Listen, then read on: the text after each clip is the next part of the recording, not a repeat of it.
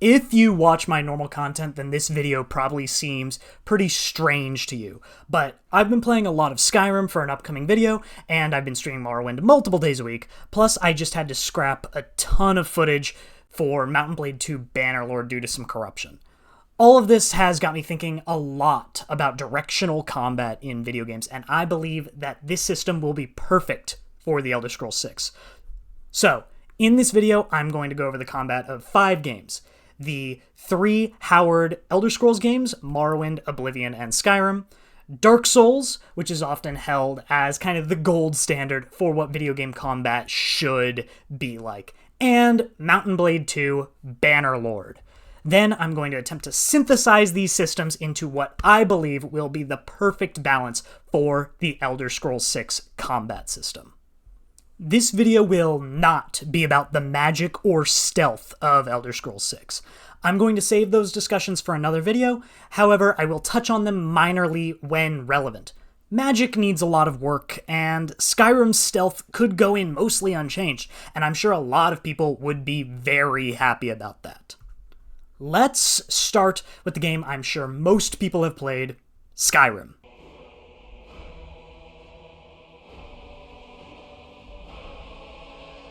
As it is the most recent mainline Elder Scrolls games, and it is by far the most popular, we know for a fact that the Elder Scrolls 6 will resemble Skyrim more than anything else in the series.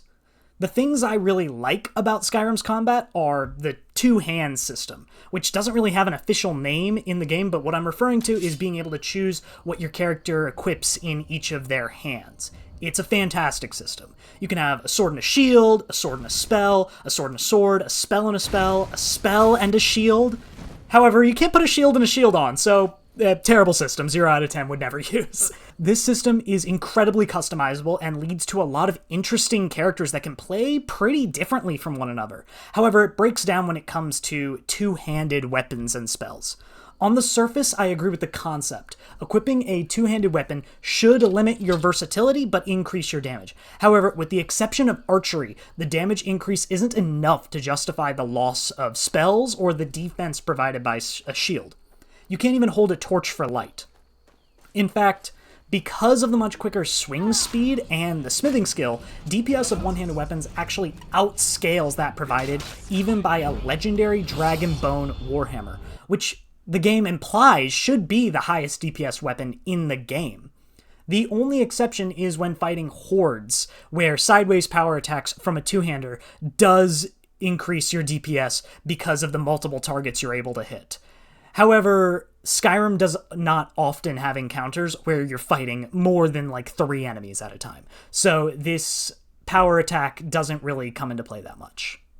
Skyrim's other strength is its perk system. It's an incredibly iconic part in the game, and I think if one thing were guaranteed to make it into Test 6, it would be this leveling system. Do I love that they removed governing attributes? We'll talk about it when we reach the other 2 test games. However, the bones of the leveling system are very strong. The issue is that perks are often very generic and can just straight up lie to the player about what they're actually doing for you. For instance, did you know that outside of the root damage perk for each weapon type, every additional perk you spend gives a damage increase? I did not until I was browsing the unofficial Elder Scrolls pages. It's 0.5% damage, which isn't a lot, but it's still relevant. This means that if you were to max out the two-handed skill, you'd think that your weapons would be doing double damage, 100% more, because that's what the game tells you they're doing. But in reality, it's an 111.5% damage increase. That's more damage, and this sounds like a good thing. However, the game never explains this to the player, so a player never feels incentivized to pick up the perks of the 2 additional arms of the tree that the game tells them won't affect the weapon of their choice, even though it does increase the damage. In addition, even though the game tells players that swords do the least damage but swing the fastest, axes are kind of middle of the road, and maces are the slowest but do the most damage, swords and axes are actually the same base swing speed, and axes still have that increased damage, making it so that there's never a reason to use a greatsword instead of an axe. And speaking of axes, the Limb Splitter perk is bugged, so that Dragonbone, Stalrim, and Nordic battle axes do not cause bleed damage. These are some of the best items in the entire game, and they simply do not work with the build that players think they should work for. The one thing that I'd ask from the Elder Scrolls 6 in regards to perks and leveling is transparency. A player should not need the UESP open in a second tab at all times to get the most out of their build. Moving away from Skyrim, let's cover the game that I've heard most people point to as a shining example of how Bethesda should improve melee combat: Dark Souls.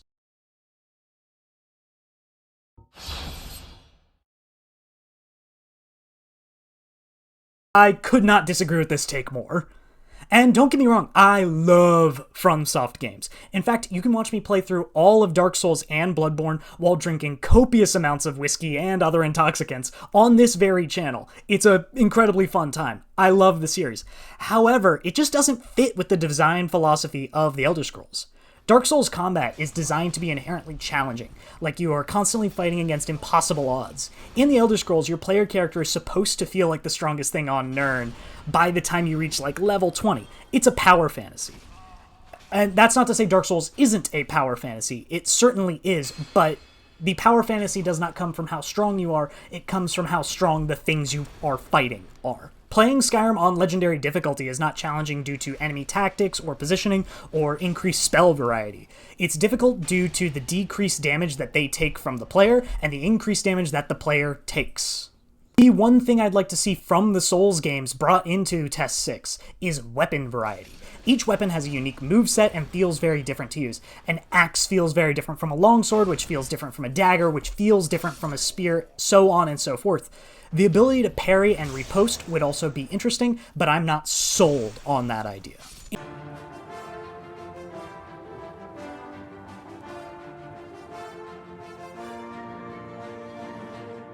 In Oblivion, and I will be using remastered for footage, there is actually governing attributes. Strength affects the player's blunt and blade skills as well as their hand-to-hand talents. Meanwhile, agility affects your prowess with a bow and nothing else when it comes to combat. I think the main issue here is that skills are too narrow in their governing attributes. All melee weapons use strength, and all ranged ones, which are just bows, use agility. This means that an assassin using a dagger needs to level strength to get full use out of their supposedly sneaky weapon. Morrowind actually had a fix for this 4 years before Oblivion, however Skyrim changed blade and blunt skills to the one-handed and two-handed skills, which actually makes a lot of sense to me. A mace and an arming sword have more in common than a mace and a maul would when it comes to the forms you take to swing them effectively. However, Oblivion lacks the hands system of Skyrim, and because of this, no matter what weapon you're using, you always have access to the cast button, which I always bind to Q. It's just easy to have AWSD and just press Q. I don't know why I have that written in my script, but I do, and I'm keeping it in. Therefore, the only downside of using a two-hander is that you can't use a shield or a torch. Still a downside, however, the ability to craft stronger weapons is missing from Oblivion, and this makes two-handed viable. Let's wrap our discussion of the Howard Elder Scrolls games before moving on to Bannerlord.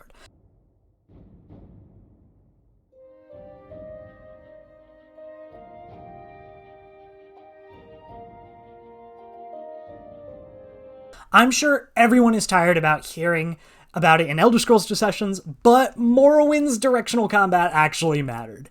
Every weapon had 3 damage types: chop, slash, and pierce, not dissimilar to Dungeons & Dragons' bludgeoning, piercing, and slashing damage.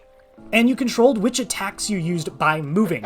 Forwards or backwards, pierce. Side to side, slash. Stand still, chop. The issue is that these attacks were tied to movement, so if you were trying to dodge a spell or an arrow or an incoming strike, you often used the wrong attack. And enemies did not have weaknesses to specific damage types.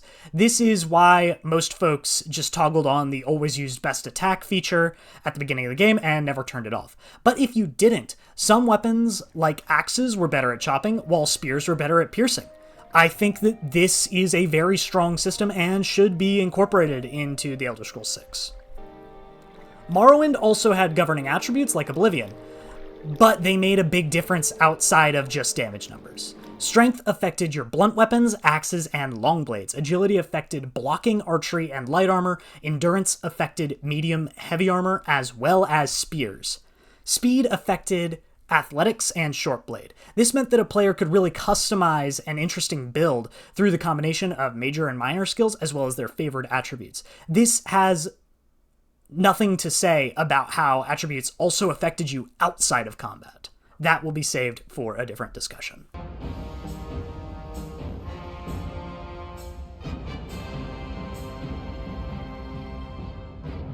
When it comes to Bannerlord, this is the game I'd like to see the Elder Scrolls VI emulate as hard as possible.